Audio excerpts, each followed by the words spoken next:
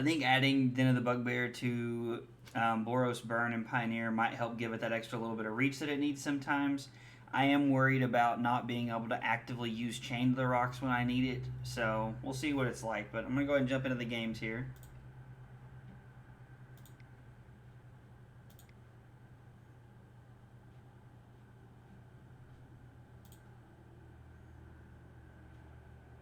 What? Oh, I didn't put Eidolons in here. I was like, what's wrong with the deck? Off stream one time I was trying something where I wasn't playing Eidolons in the deck, but we got that sorted out now. We're good to go.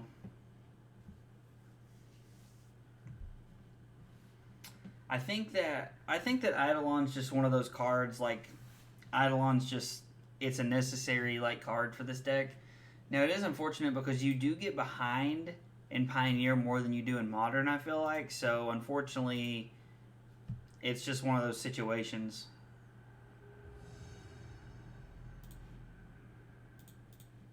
Where when you get behind, you get behind, and that's all there is to it. And good luck, opponent. This hand's pretty good. We have both of our colors. We have multiple spells.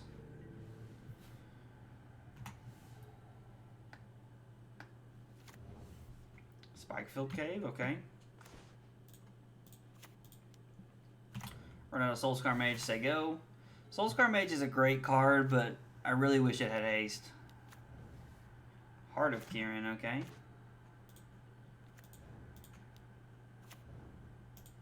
I'm just going to go ahead and run out the other Soul-Scar Mage. It's a higher upside play for a higher downside play, but if they're playing Heart of Kieran, they're more than likely not playing Anger of the Gods or some nonsense like that, so... Pianalar. Now the question is, are you going to get aggressive? You are going to get aggressive. Honestly, I respect it.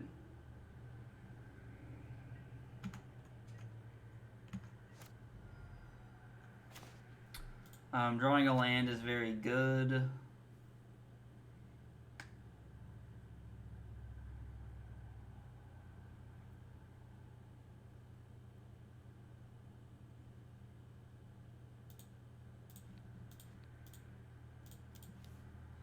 I'm just going to go ahead and run everything out here. There's a very low chance that they kill me.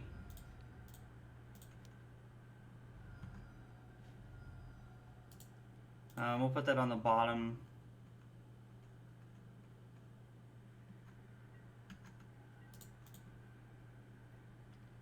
I don't know, some part of me feels like it's correct to leave one of the one of the blockers back, because I mean 13 they have, if they play a threat, so let's say that they play a threat that they can still leave up Mutavault. So they leave up, they can attack with 4, 5, 6, 7, 8, 9. Yeah, okay. Attacking with everybody's fine because... So, it does make our Lightning Strike lethal, but we also have 5 points in our hand, so... Okay. Kill our Soul-Scar Mage. Is this like mono red vehicles or something? It's a very interesting list.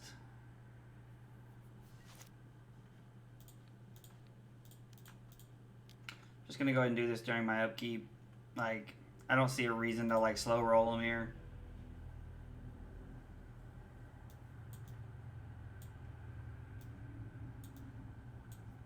All these seem really good. We're on the draw, so we'll cut Eidolons. And we'll cut Boros Charms because they don't interact on the draw. Yeah, I like running it like that. I like cutting Eidolon on the draw against things that apply pressure. I have seen comments on YouTube where people kind of ask me why I do that. And I mean, I hope that helps answer your question.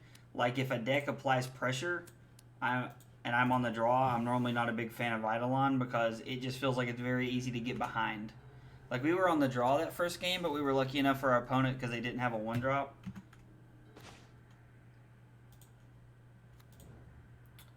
I'm going to run out my Soul-Scar Mage. I thought it was probably going to eat a Play with Fire there or a Flame Blessed Bolt or something like that, but...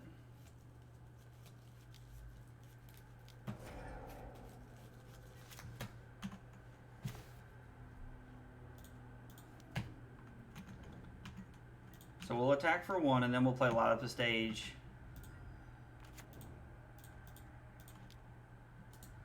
Gonna always yield. I can't play any of those lands. Next turn, we'll probably play the Sacred Foundry because we really want to be able to play our Chain to the Rocks on the Bone Crusher Giant. And we already have a Den of the Bugbear in play. We're not giving up a ton of utility by letting our second Den of the Bugbear go. Matter Reshaper.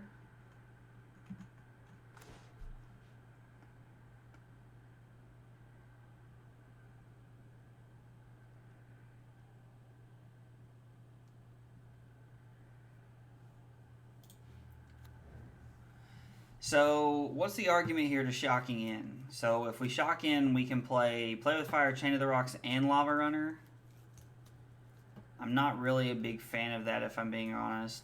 I think I'd rather just let it not shock in. We'll play Chain of the Rocks. We'll attack for 2. And then we're just going to hold up Play with Fire here and see what they do.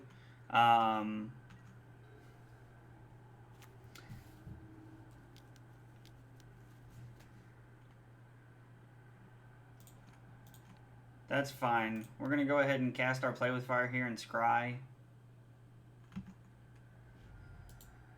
We're going to put that on the bottom. They're probably taking our Lightning Strike here if I had to guess. Peeling another Chain to the Rocks off the top would be pretty sweet. Searing Blood's also not bad.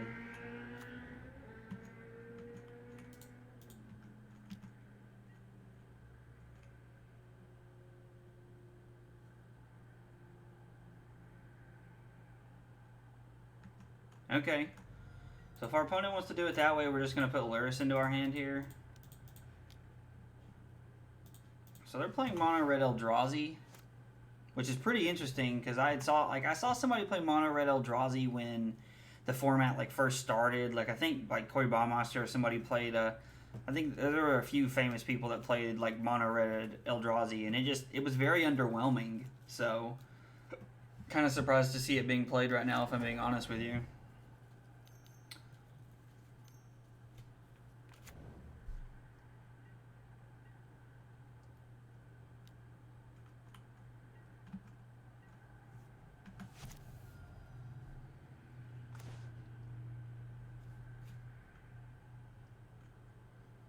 Hey Ben, what's going on, buddy? I'm doing pretty good, man. How are you?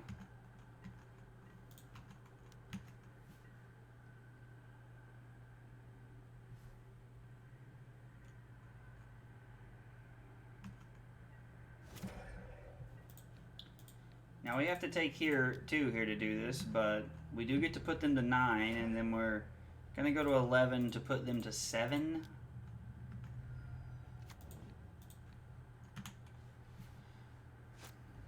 They have a Bone Crusher Giant and a card on the way. We're one land away from being able to play. Ooh, Glorbringer's pretty good. They have top end that I don't. It's pretty solid.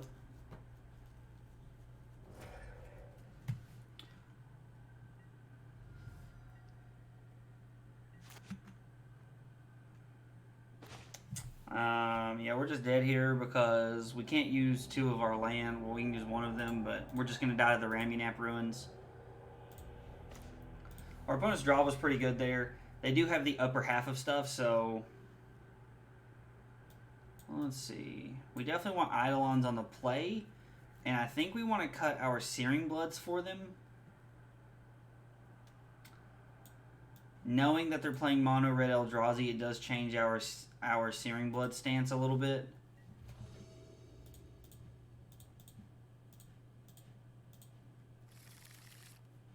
I think this hand's really good.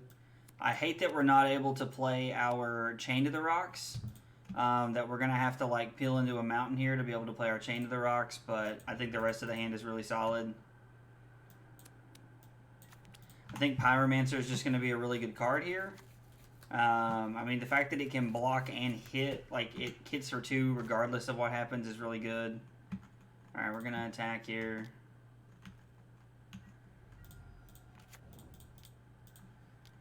Alright, play Eidolon. Our opponent did not have a removal spell, which is pretty solid for us there. I'm good, just hanging out. Hey, it's good, man. I'm glad to hear it. Last game was fluky. Yeah, I'd like to say that was true, but...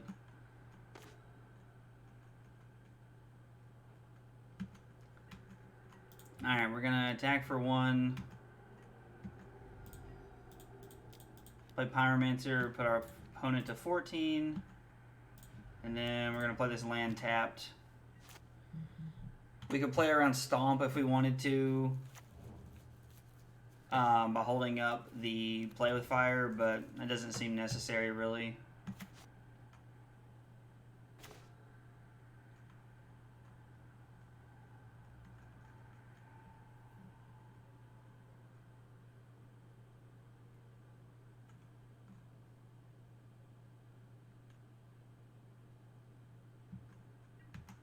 I'm going to attack and see what they do here.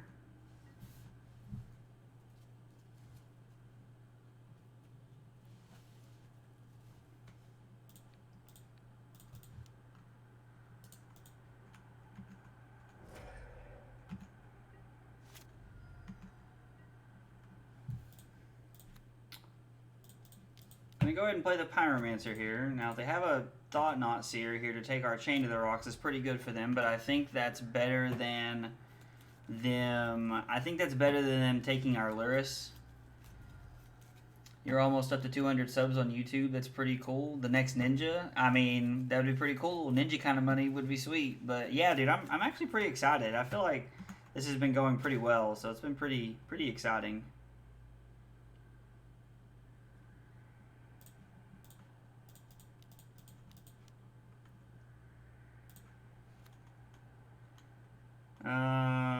Just gonna say go. We are at 18, so our life total is like pretty okay. We have quite a bit of life to play with. The only problem is that the mono red deck can chip away at it pretty fast. Aethersphere Harvester is a really good way to do that. Do you know what Among Us is? I know what it is. Kyle was telling me about it last night. He was telling me I should download it. Do you play Among Us also?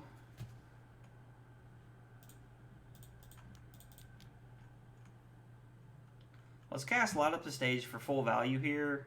I mean, I don't like that we only get the... Alright.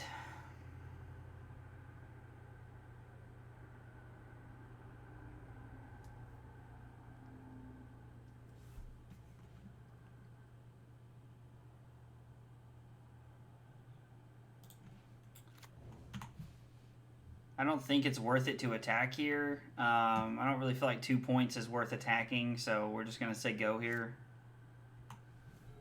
We do know that they are playing Spikefield Hazard, so Kyle and I picked it back up yesterday. I do play it. It's a lot of fun if you have at least 4 or 5 people. Yeah, Kyle said it was just kind of like a cluster bomb, and like it was a lot of fun to play with a bunch of people. So, I mean, I'm down to play it sometime if you guys want to play.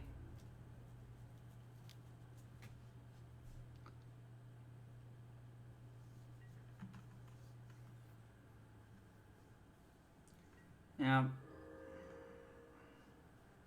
That's going to be a tough one to beat. That's pretty solid, so...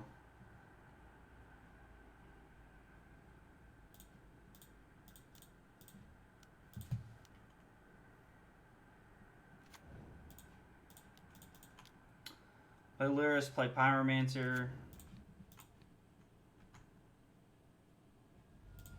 And then we'll run out the other Soul-Scar Mage. The only way that I really see us getting through here at this point is if we just kind of mount up enough of a board to get through. Now, they are playing a bigger deck, so, I mean, they might be playing, like, our opponent might be on, Play with Fire there. Our opponent might be on, like, Anger of the Gods or something, and that's just kind of a blowout for us. What's this guy IP address, and I'll take care of him? Yeah, this is not going well. I feel like this is probably a pretty good matchup for us. Like...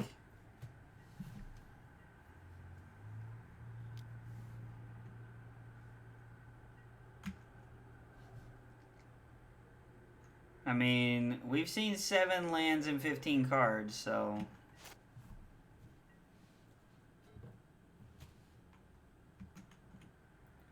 Alright, we're just gonna attack them.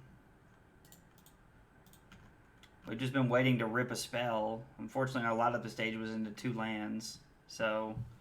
was not promising.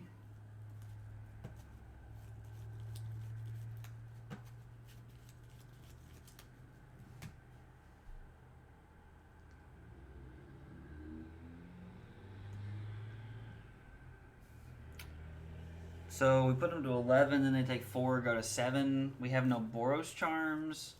So from there's not really much of a way out.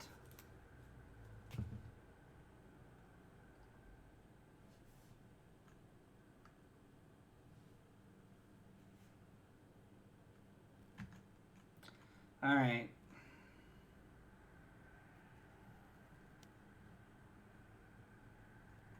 That's tough. Alright, so... this is pretty bad. Well, we're at 12. We're at 12 and our opponent's at 13. I only have 1 card in hand. Matter Reshaper's not bad.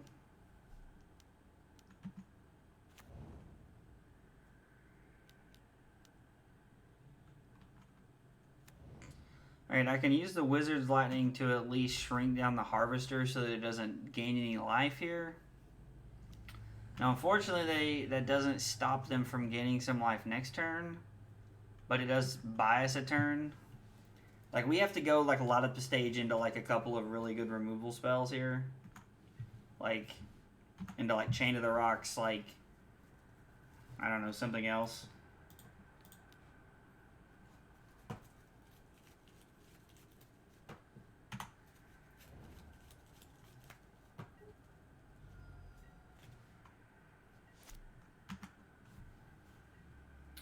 Alright, another land. We'll have to pack it in there. 8 lands and 17 cards is pretty... that's pretty tough. It's pretty unfortunate. We had the pressure in the cards to start the game. That was the weird part, is we started that game. Like, putting the pressure on, keeping their board clear, like, getting in there. Like, we were prized to win that third game there. We just fell short. Our land situation just got the best of us there.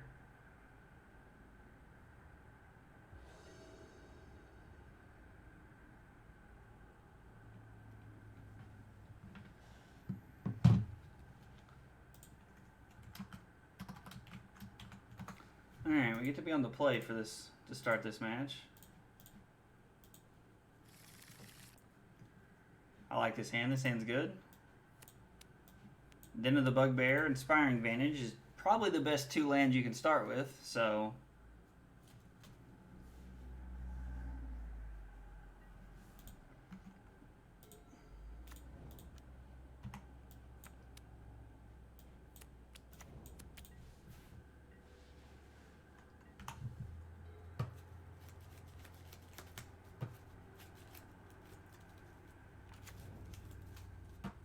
Island.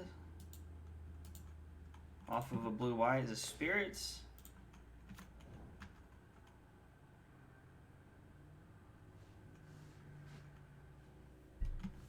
Well, if it is Spirits, Wizard's Lightning is pretty good against Spirit, or Soul-Scar Mage is pretty good against Spirits. It helps us shrink their guys down.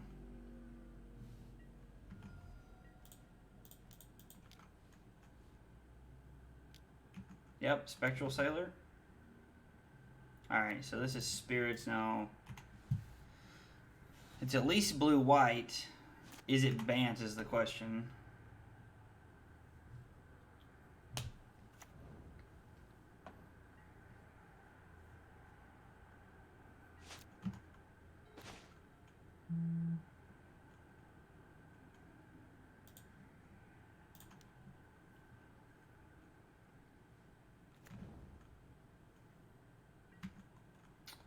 Alright.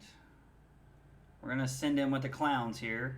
And then depending on what they do, we have Wizard's Lightning to hold up or lot up the stage.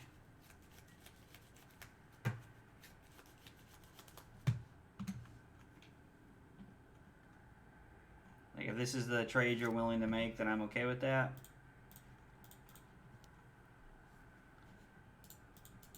Lofty Denial does get the sensor effect, so if they have it, it does counter a lot up the stage here.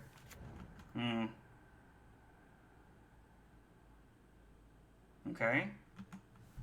A lot up the stage.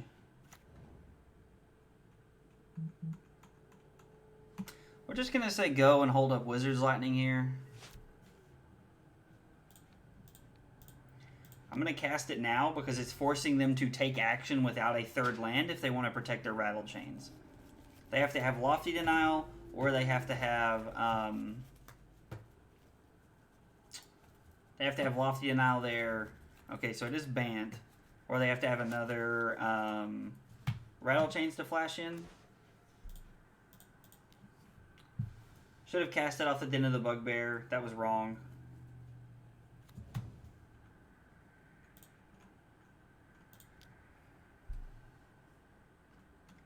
I mean, we're just going to keep running out our threats. Like, we know we're not in any real danger here. I get the Spell Queller or a Lavarunner.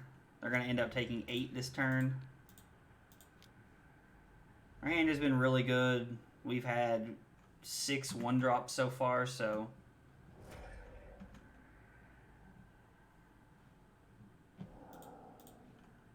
Cast Lavarunner. Attack for 8.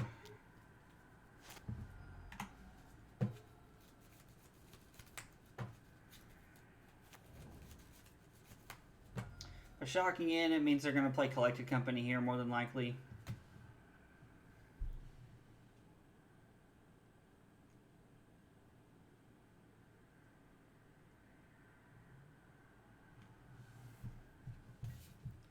The fact that they're shocking in does tell me more about what their plan is here. It means that they're definitely planning on using all their mana.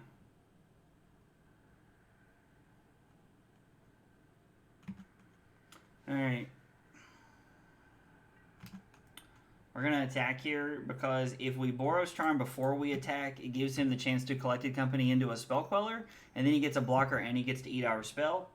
But we're going to Boros Charm now and watch our opponent concede. Because they realize that even with 2 cards, like they'd have to hit double Skyclave Apparition here. Which I guess they can. Not likely, but they can.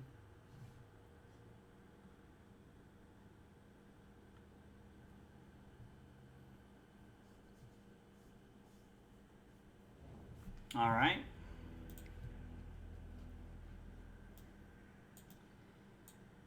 I like the idea of Chain of the Rocks and Rending Volley here. Searing Blood's normally not that great in this matchup, in my opinion, so I'm not a big fan of it. I really don't like Eidolon in this matchup. And I think Boros Charm's probably our worst burn spell here because it doesn't interact in any way. So I think that's the best way to run this. I've seen people bring in Searing Blood in this spot. That's right, bop them. I've seen people bring in Searing Blood here, but I just don't think that's correct. Like, there are too many, like, 3 toughness, 3-4 toughness, like, things that they play. Like, Lords can get out of hand, like, and then you're just stuck staring at a bunch of Searing Bloods that don't do anything. So, I'm really not a fan of them.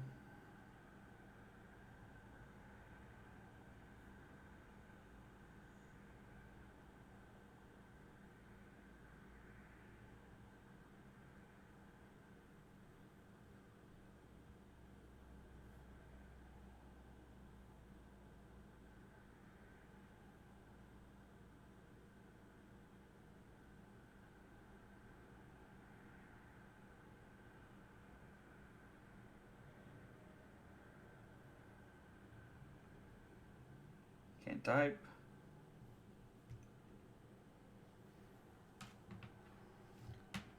Phone. Stop acting like a tool. And our opponent's still thinking, I mean, this matchup is pretty simple. Like, we're either keeping our opponent's creatures off the field or we're not. Like, and that's the difference between a win and a loss in this game. Guys, anybody who's watching now or anybody who's watching this on YouTube, if you are playing like this burn style strategy, one of the first things I do is cut Eidolon, especially when somebody applies pressure against me, If you agree or disagree, I'd love to know why. Whether you're watching now or you're watching later on YouTube, I'd really like to know why you agree or disagree.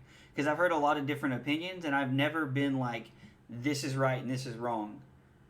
The way you play Burn varies for everybody, so how you play the deck actually makes a big difference there. But I'm curious to know what everybody's thoughts are.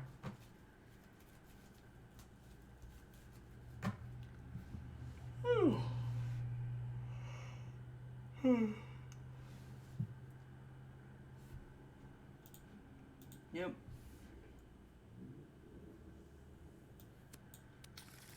His hand had creatures and all the mana, but we don't have a single removal spell, so I'm going to mulligan. His hand's immediately better. We probably won't be in much of a spot to play wild at this stage, so we're just going to put that back. And that might be wildly wrong of me, but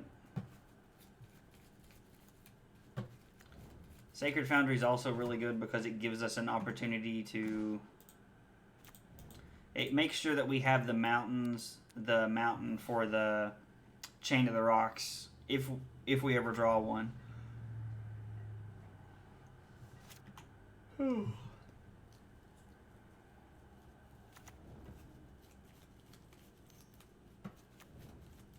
Portable Hole, okay.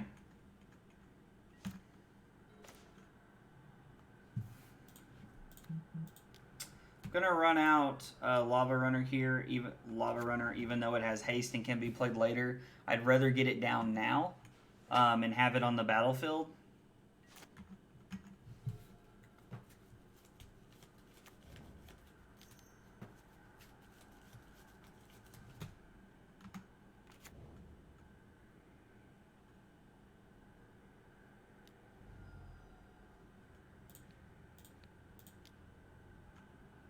Alright, so we'll kill this, and the next turn we'll kill the Supreme Phantom, and then we'll have Play with Fire backup. That's actually just better.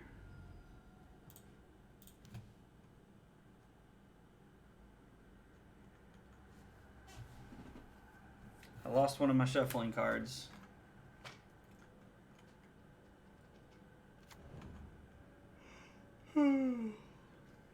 If he blocks, we're going to Play with Fire the Supreme Phantom. If our opponent does not block, we're going to Lightning Strike it. We're killing it either way, but...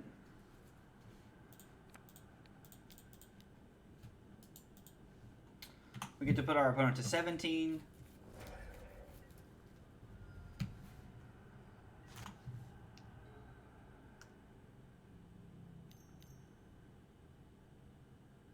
This feels like a Skyclave Apparition. Empyrean Eagle, okay. Alright, they've only got 2 cards in hand, so... Alright, so we're going to attack with the clowns here. And then we are going to put Lurrus in our hand. If they block, we're going to play with Fire here. If not, we're going to let them take 3.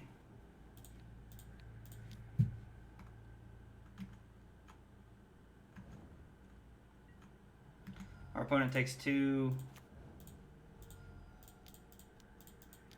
We buy Lurrus and say go.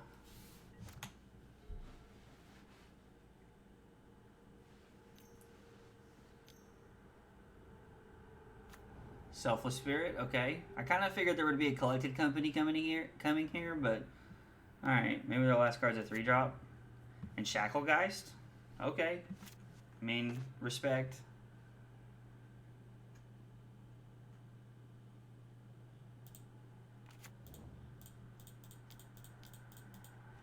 I'm just going to fire up the Den of the Bugbear here and just go to combat and see what our opponent does. Because if they tap down Den of the Bugbear, we get to attack for 3.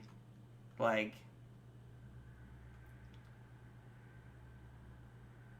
I'd still consider this like a winning turn in my opinion.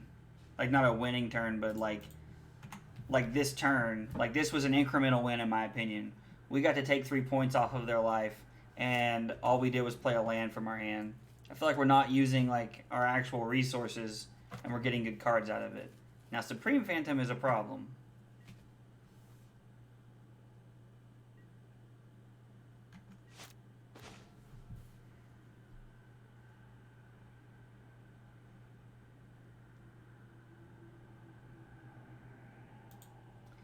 I'm going to see if they're going to do it again.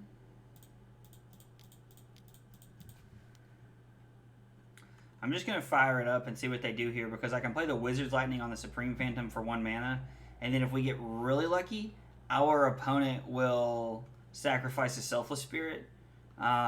You'd be surprised how many times you actually get people with that online because they don't realize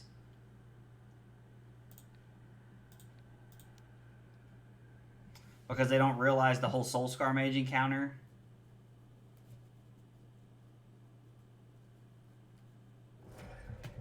All right, we're gonna get him. Sweet. All right, cool. See, now this is the kind of stuff that I like to do because we're forcing our opponent to make mistakes, and our opponent went from having a Lord and Selfless Spirit on the board, which is pretty solid, and an active Shacklegeist, into having only a Shacklegeist because they simply didn't like play around cards. Our opponent more than likely drew a Collected Company here.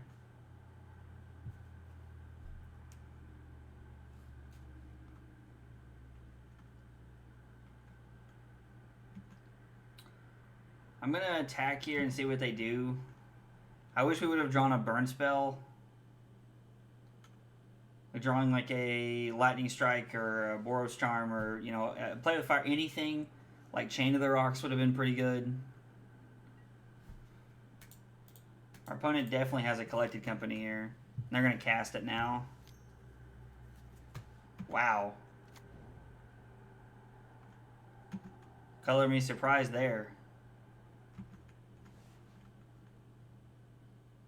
Like, don't get me wrong, like them having Rattle Chains is like not like a crazy draw step or anything. I just very surprised by that. White, red. Play Soul-Scar Mage. We'll play our land. This way, if we happen to draw into like a Lavarunner, we can play Lavarunner and still activate the end of the Bugbear. So, it'll giving us optimal pressure here. All right, cool. I was like, Collected Company is probably one of the only things that gets you out of this opponent. So.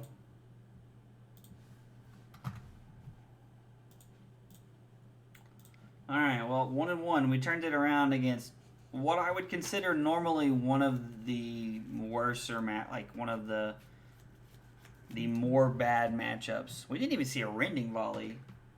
Like, normally Rending Volley is like one of the things that like gets you out of stuff like that.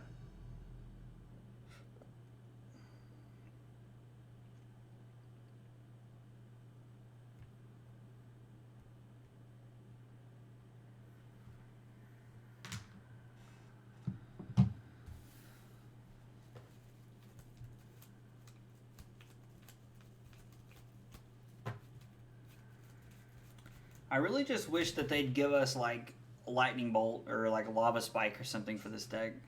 What? Oh, no. I joined a match and I didn't even realize it. Dang. Oh, well. That's one of the downfalls of not having my headset on while I'm playing, is that I don't get to hear, like, the cues and stuff that, like, come on.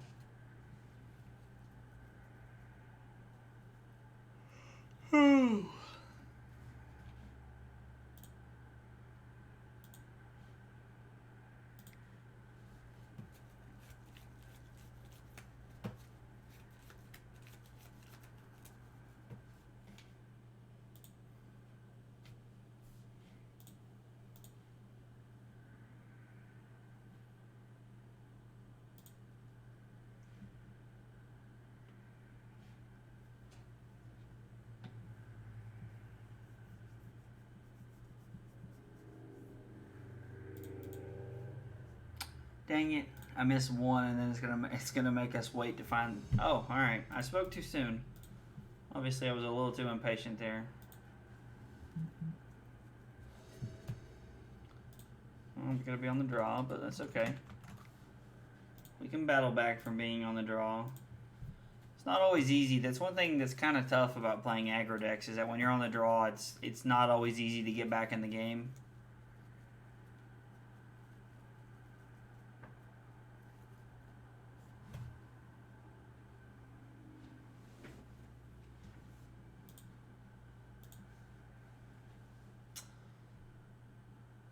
We're also playing Lurrus. So, I mean, we're going to keep this. Like, we only have one threat, which is a little unfortunate, but we have 3 lands and good removal. So, and I can tell that when I play this deck, like, even subconsciously, I feel like this is a mono red aggro deck that plays like removal spells or reach, because I just said we have removal spells. Not we have burn spells, we have removal spells. Like, and that's a pretty important difference in my opinion. Like when you're playing burn, a lot of the times in modern, like, they're burn spells. And I'll play with fire because it can scry if it goes up top. This Eidolon Pyromancer? Okay.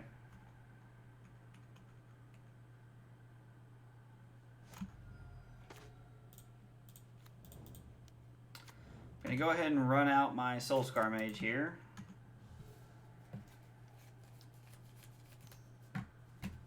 Okay.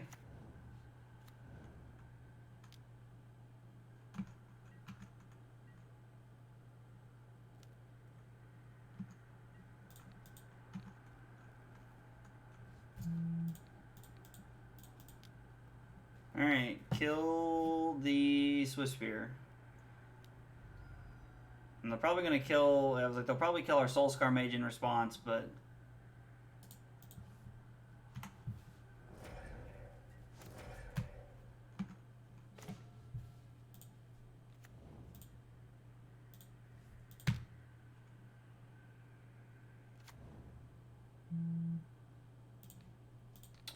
I'm going to go ahead and do this now and then get in for 2. That way we get an extra point. And then we have 7 points of burn left in our hand. Feels like our opponent's flooding out a little bit here. Our opponent's buying Lurrus this turn. Alright, so our opponent has Lurrus as an unknown card in their hand. I'm going to attack for 1 and see what happens.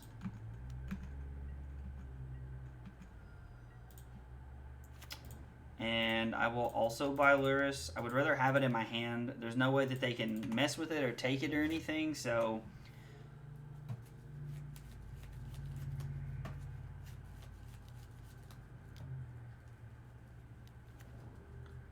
Run out Lurrus. Do you have an untapped land for Pyromancer, or are you going to play... I don't know, like playing... Huh, that's interesting. Because... I don't know. I could see the argument for Swiftspear or Zurgo here. Alright. They have 2 unknown cards in their hand.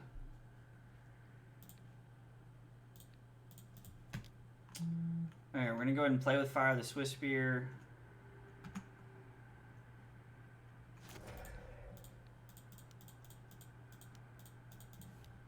And we're going to Wizard's Lightning the Lurrus. And then we're going to get in for 3. Well, the good news is that we still have our Lurrus as backup here, which is pretty sweet. I feel pretty good about that one.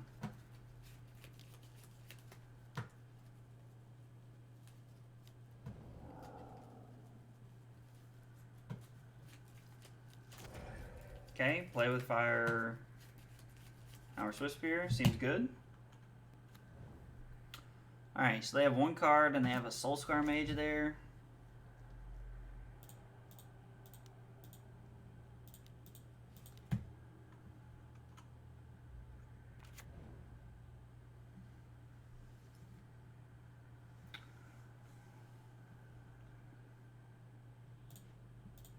And I think it's probably better just to get the Swiftspear. I think the extra point here is worth it. Yeah, I think we'd rather just be putting as much pressure on our opponent here as we can.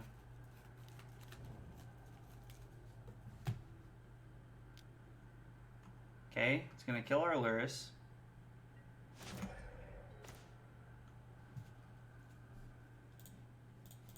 Alright, let's see what that last card is.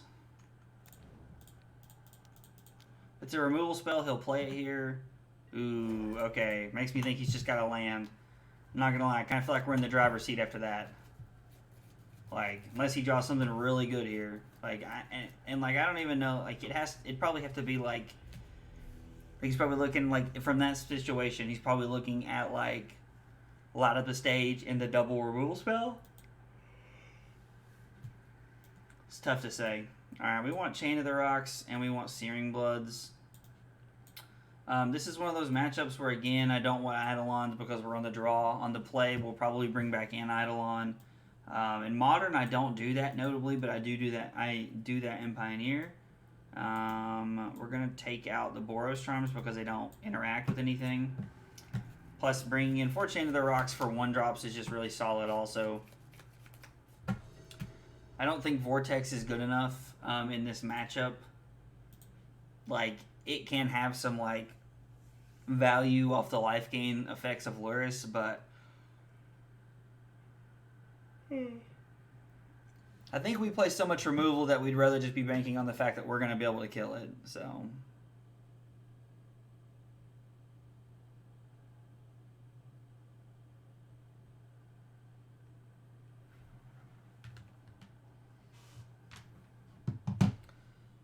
I'm sorry, am I looking at this correctly? Our opponent, it looks like chose to not play first. It's very interesting.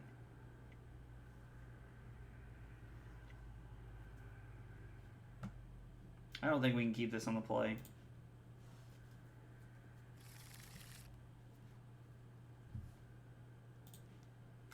Man, yeah, we're going to have to keep this and put the Wizard's Lightning back.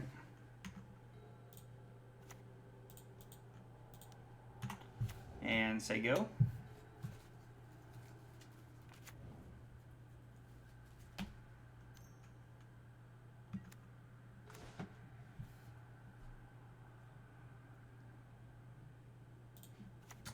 It was a pretty good draw step. We're going to go ahead and kill that and get in for 1. Hopefully light up the stage can kind of help us like not completely lose on the card advantage race here. Eidolon's good. Yeah, we have to take 2 here.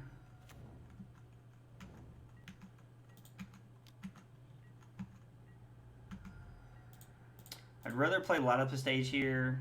We're going to go ahead and run out the Lavarunner, and then we're going to see if they play a creature here because they know they're walking into Searing Blood. So I'm actually kind of curious to see what they do here.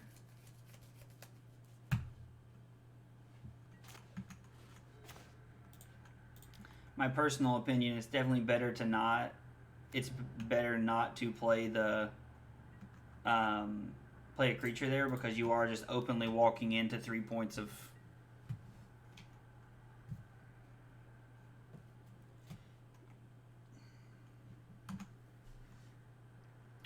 I'm gonna see what our opponent does here. Okay, they just take 5. Okay, so they just chose to play nothing that turn. That's pretty interesting. Are they gonna play something now? Ooh, okay. Our opponent did not have a removal spell there and just went upstairs with a Boros Charm.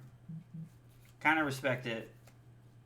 Like, I don't like Boros Charms in this matchup for that very reason, because they are very... Like, they're just not very, I don't know, like, they're good. I'm not saying they're bad cards. I just rather play Boros Control in the mirror than I would play Boros Burn, like, personally. A lot of people don't play that way, but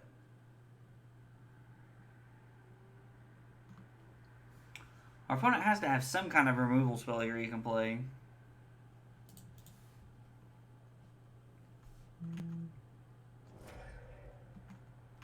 Okay, thinking our opponent has a Searing Blood here. I had a Searing Blood. I don't know why they must have drawn. If they have Searing Blood here, they drew it. I think our opponent's got another Boros Charm here. I think our opponent's just going to try and kill us.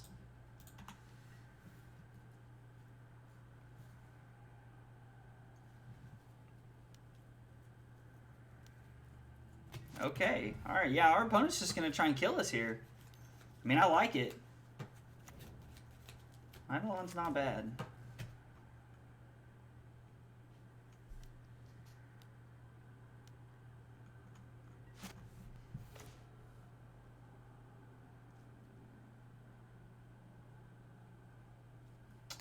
Go to 5, take 4, go to 1. As opposed to kill that, take 6, go to 2. It is more points that way, so I'm going to attack and see what they do here.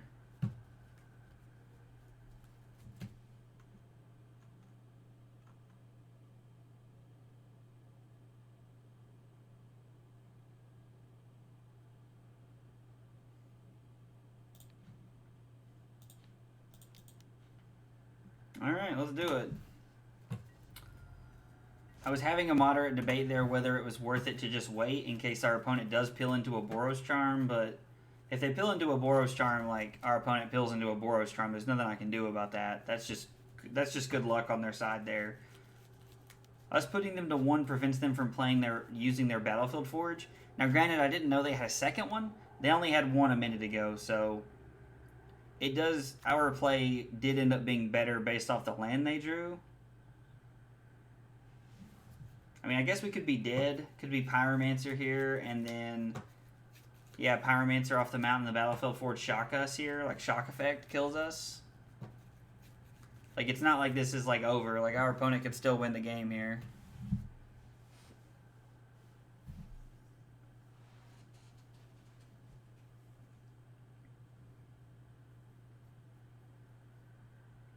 Obviously, our opponent doesn't have the win here.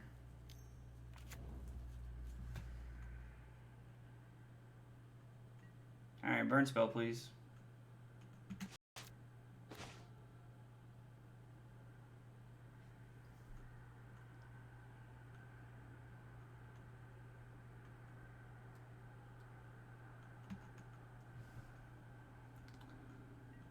Alright, we're going to attack with a Lavarunner. Curious to know what he blocks with. I mean, he has to block with the Eidolon here.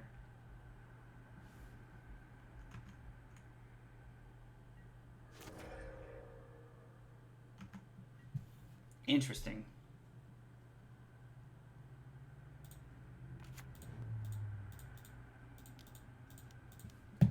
Alright, we're going to go to 2 and run it out here.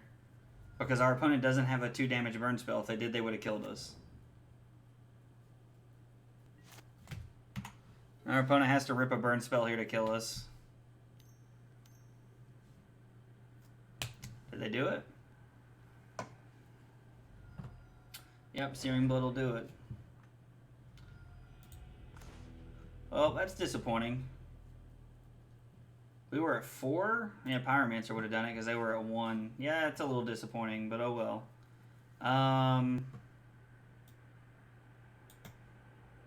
On the play, we want Eidolons. What don't we want on the draw? Or on the play? Because we get to be on the play this time. I mean, I guess we were on the play last time too, technically.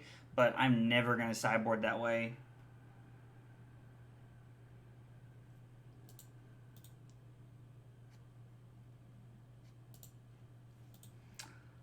Maybe Searing Bloods and Chain to the Rocks are just better than Eidolons on the play.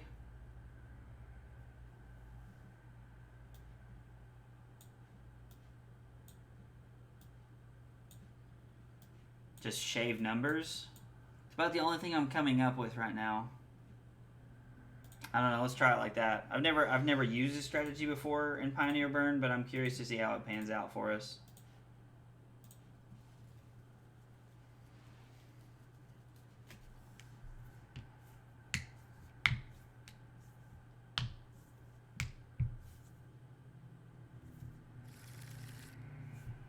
This hand's awesome in the mirror. Like, I wish we had a mountain for our Chain of the Rocks here, but I mean, it, like, you can't have it all here, you know, like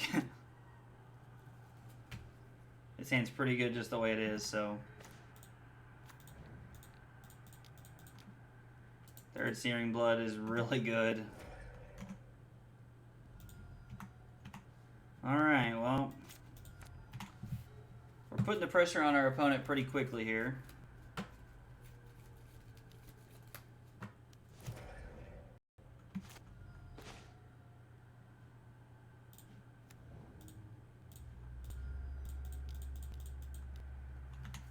Gonna buy Lurrus and say go. Drawing the Mountain was really solid too. Gives us play. Drawing the Mountain was really good because it gives us access to Chain to the Rocks. Hitting an untapped land here to play both of our Searing Bloods would be awesome.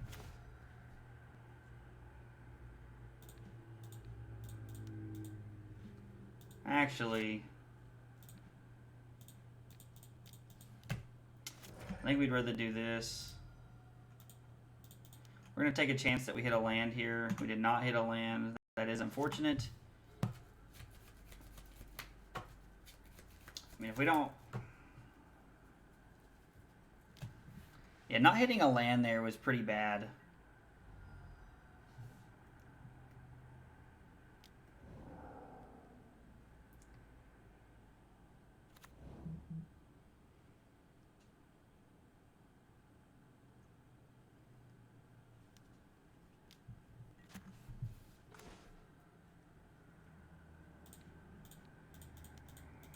Alright, I'm going to go to 8 here to put our opponent to 8.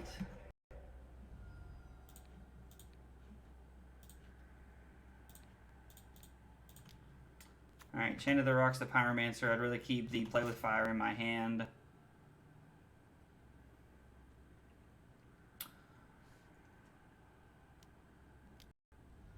Are we just dead? Do you have 2 Boros Charms? Seriously? Alright, well, the fact that our opponent sideboarded in what, in my opinion, is a terrible way actually worked out for them. Like, you're never wanting to race with Boros Charms. I don't know, that's weird.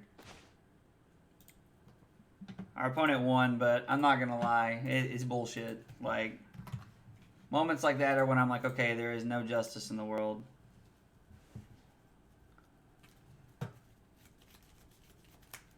Like, what cards are you cutting? Like, I don't understand. Like, what did our opponent cut? The only thing I can think of that we didn't see was Lavarunner. Like, do they just cut Lavarunners for Searing Bloods in the matchup? Because at this point, it kind of feels like that's what they have to do. I don't know. I'd be interested to know our opponent's train of thought there.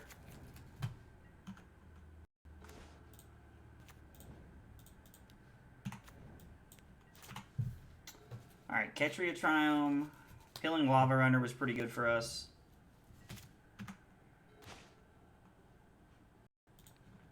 I'm gonna...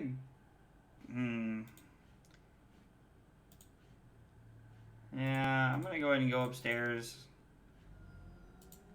Put that on top. I'm down for that. And then we're gonna cast Light Up the Stage. Attack for 2.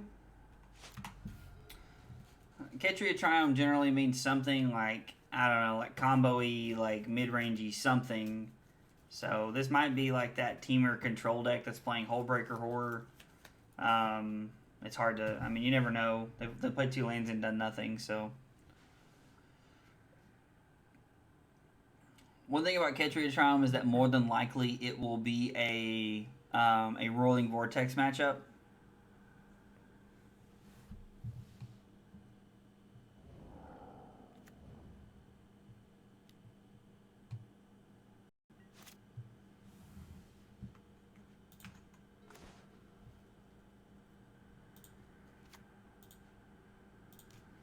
Alright, we're just going to run out all of our cards again here.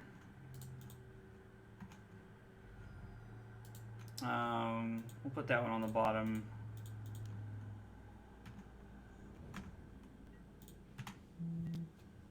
Alright. Put our opponent to 12 here, and then next turn we have pretty good stuff, I feel like, so. Hashtag justice for Magic. Yeah, man, I wish.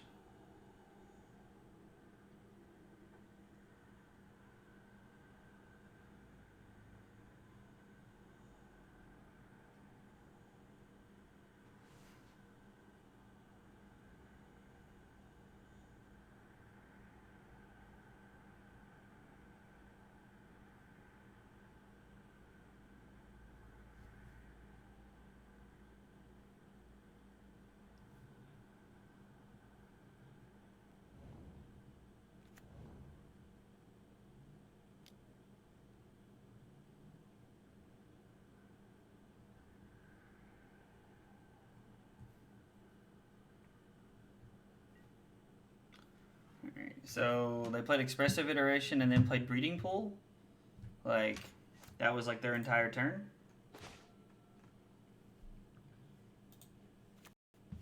I don't even need to play the Eidolon here. 4, 7, 10. Yeah, they're just dead.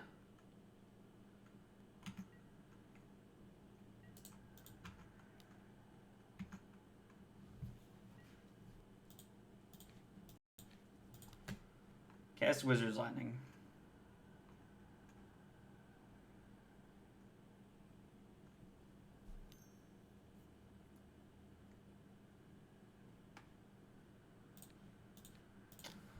Wizard's Lightning.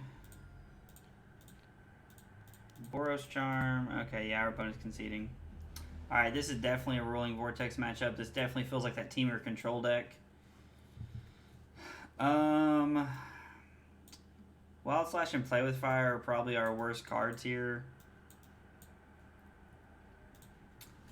Eidolon, even though we're on the draw, Eidolon's really good because normally they're not applying a ton of pressure, and Eidolon does hit a lot of their spells. They play a lot of like those 1, 2, 3 mana spells to like try and help them set up into their big turns. So I think, I don't know. I know it's a lot of 2-drops that we have in the deck, but I think it's the best way we can have it set up.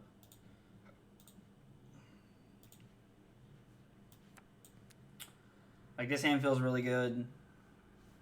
We have a sideboard card, we have a threat on turn 1, and we have good follow-up burn.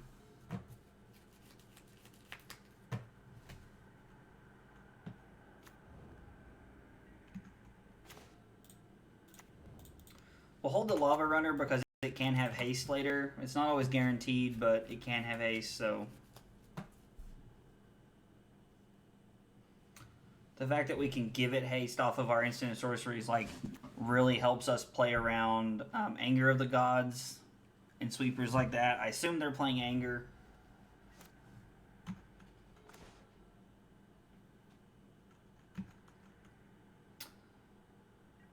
Again, I'm still in the habit of playing things after I attack to see what my opponent does. I was just wrong there because now I'm just gonna run out my Vortex and I just missed out on a point there.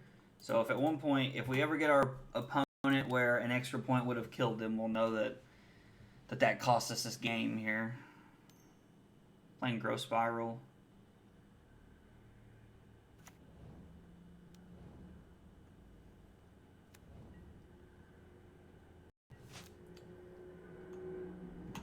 Our opponent goes to 16 off the Vortex trigger.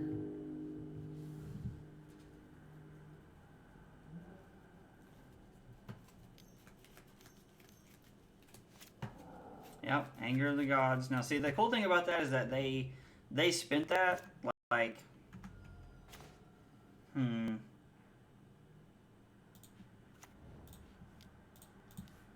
like, they played Anger of the Gods, and they went 1 for 1 off their Anger of the Gods. Like, I'm pretty okay with that.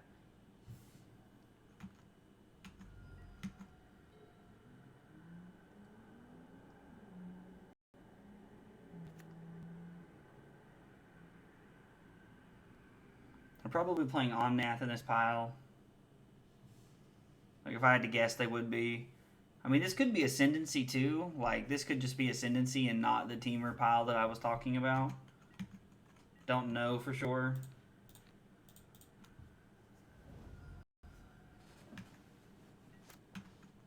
We go to 18.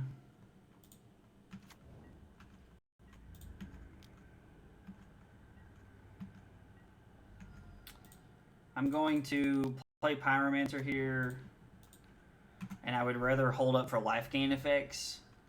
Them gaining 4 life off Omnath as opposed to me casting my Lightning Strike here.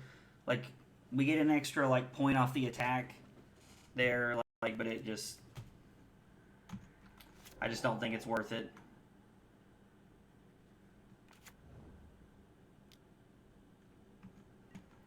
I'm gonna say go. We're gonna cast our Lightning Strike. Put our opponent to 5.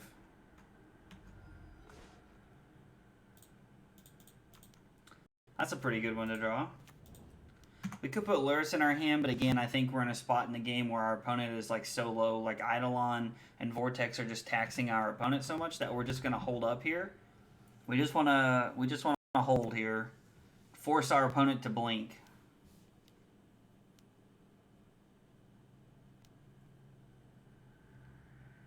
Bro, what? Bro, what? I I don't know what our opponent's doing with Pyromancer's goggles in their deck, but I'm about it.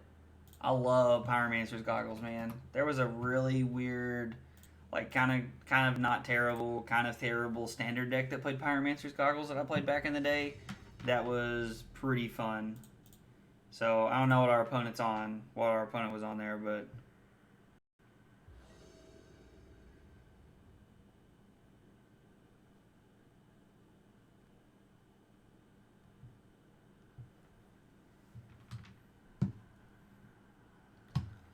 all right. Well, we got to be on the draw for the last one.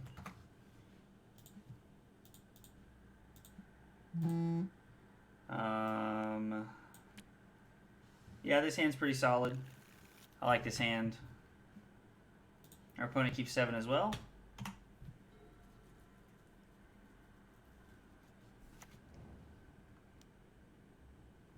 Water Regrave, okay.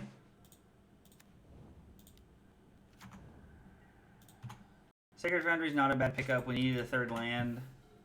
So now we can stop with lands here.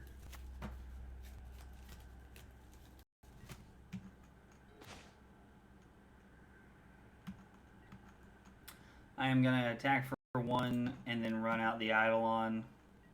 Feels like they're holding up a Censor here. Going to cast Fatal Push. I'm cool with that too.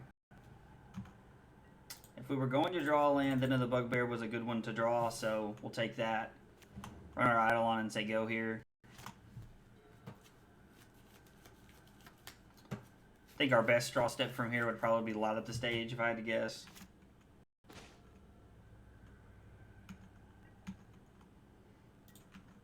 Let's attack. Put our opponent to 17. We're going to cast the Viashino Pyromancer.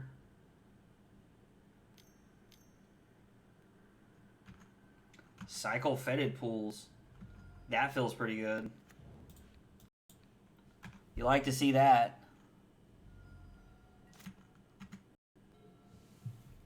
Thought our opponent had like an Essence Scatter or something there. We're just gonna go upstairs with the Play with Fire, try to scry 1. If our opponent has some kind of counterspell here, they have to take life for it because of Eidolon. Oh, put that on top. Let's go. Let's try to get in the red zone here.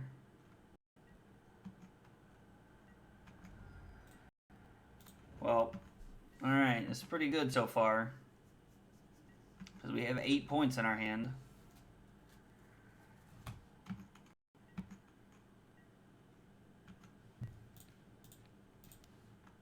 Don't really see our opponent getting out of this one here.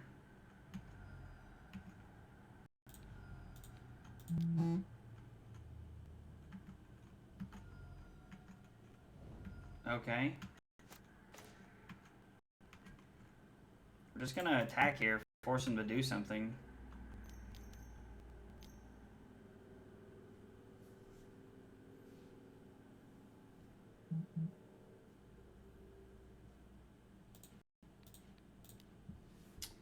Yep.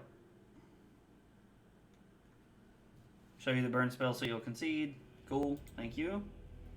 Alright, this is a Vortex matchup. Off the top of my head, we don't really want anything else, but we might bring something else in later. This is one of those Play with Fire, Wild Slash matchups. We want the taxing 2-drops in Eidolon and Vortex. And Pyromancer's too good off of Lurrus, and Lurrus is a common play in these kinds of matchups. So, and the shock effects for 1 mana are our worst burn spells. That's my reasoning there.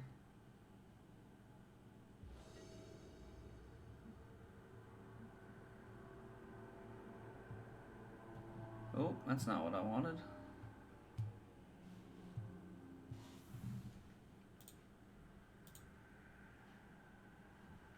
Really like this hand. Having Thread into Vortex on turn 2 is a really solid start. Our opponent's on a mulligan to 6. Our opponent keeps 6. The fact that our opponent's already down cards is pretty sweet. Would have liked for that to have been like like an Inspiring Vantage or something like that, but drawing a third land's good. Okay.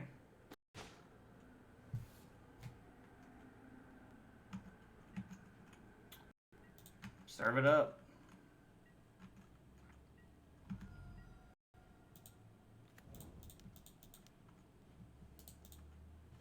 Wanted to see if we could get a removal spell there so that we could get our Vortex down. I imagine our opponent will censor this. Wow. Our opponent must just have like Essence Scatter in their hand. That must be like what they had there that turn.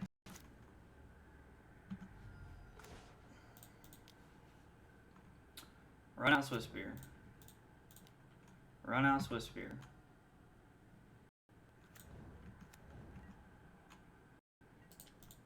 We're going to attack, and then we're going to cast Wizard's Lightning.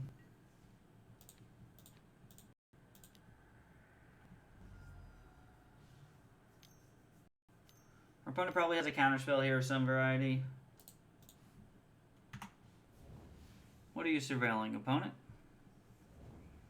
Surveils Narset into the graveyard, okay. They take 6, go to 12. Take 1 on Vortex, go to 11. Extinction Event would be pretty tough for us here, because they just get to hit everything we have. Cry the Cranarium's also not great. We go to 16.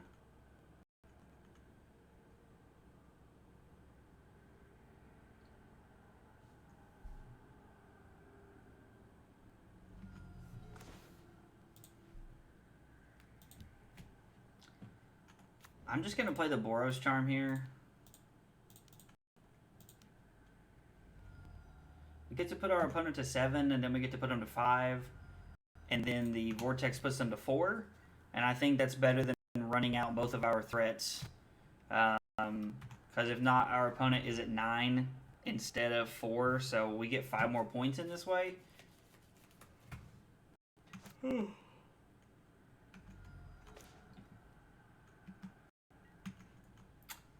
We're going to attack here.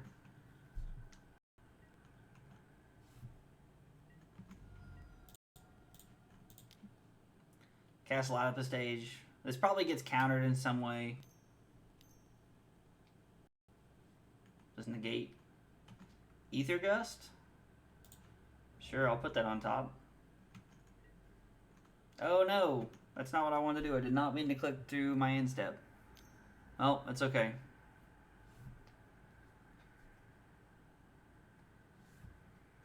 I don't gain any life off of Boros Charm, so.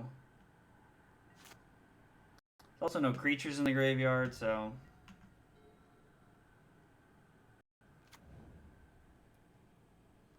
Feels like at this point the Vortex might just win us the game by itself.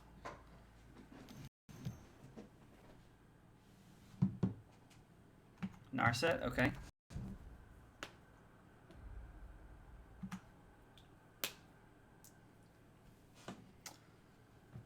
And draw Fatal Push, okay. And I'm just going to go ahead and cast Fatal Push here. Math checks out.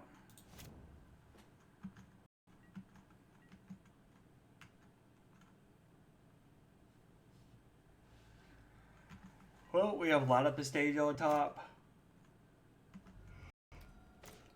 We're going to play Soul-Scar Mage here and say go. Our opponent's going to go to 1 off the Vortex, which means they have to find an answer to the Vortex with us having up 2 activations. Oh, is this Dig Through Time? That's a pretty good last card. If it is Dig Through Time. Feels like it is. Okay. Dig Through Time and Treasure Cruise are really good, but they're not super abused in this format because there's no fetch lands. I mean, granted, Arclight Phoenix does abuse Dig Through Time pretty badly, in my opinion. But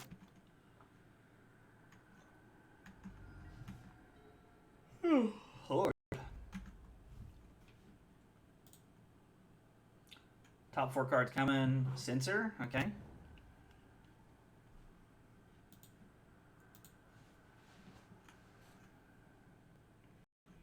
Alright, well.